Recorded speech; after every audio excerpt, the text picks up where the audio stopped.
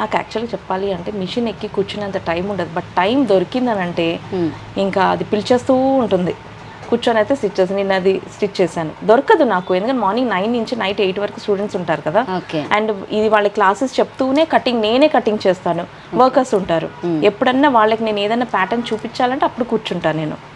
వాళ్ళు 8 o'clockకి వెళ్ళిపోతే 9 o'clockకి అట్లా నేను స్టిచ్చింగ్ అలా చేస్తాను నేను. సో ఎవరైనా అంటే మీ స్టిచ్చింగ్ బాగా నచ్చిన వాళ్ళు చాలా మంది ఉంటారు, సో ఇన్ ఇయర్స్ ఎక్స్పీరియన్స్ కాబట్టి. సో ఎవరైనా పర్టికులర్గా లేదు రూపా గారితోనే స్టిచ్ చేయించుకోవాలని వచ్చి స్టిచ్ చేయించుకొని వెళ్ళిన వాళ్ళు ఉన్నారు, అర్జెంటు మీద ఇక్కడ కాకుండా అమెరికా వెళ్ళే వాళ్ళు ఉంటారు దాదాపుగా చాలా వరకు. చాలా మంది అంటారు మేడం ఎవరితో కుట్టించకండి మీరే కుట్టండి అని అంటారు. అయితే నేను ఓపెన్గా చెప్పాలంటే సరే ఓకే అని తలుపుతాను, ఎందుకంటే ఎంతమందికని నేను కుట్టాలి. అవును, ఎందుకంటే నాకు నమ్మకం ఏంటంటే నేను నా ఫినిషింగ్ నేను నా వర్కర్తో నేను చేయించగలను అన్న నమ్మకంతో ఓకే ఓకే అని తలుపుతాను.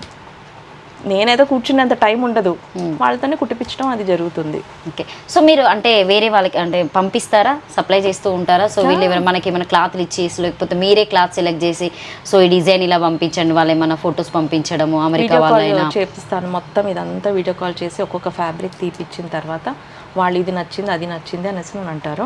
అండ్ మెజర్మెంట్స్, ఎందుకంటే నేను వాళ్ళు చూసింది లేదు ఏమీ లేదు, సో మెజర్మెంట్స్ కూడా వాళ్ళు నాకు పంపిస్తారు. చెప్తాను, నేను గైడ్ చేసి వీడియో పంపించేస్తాను ఎలా కావాలి ఏంటి అని చెప్పేసి. వాళ్ళకి తీయటం కూడా ఒక్కొక్కసారి రాదు, బట్ నేను అక్కడ ఈజీగా నాకు తెలిసిపోతుంది.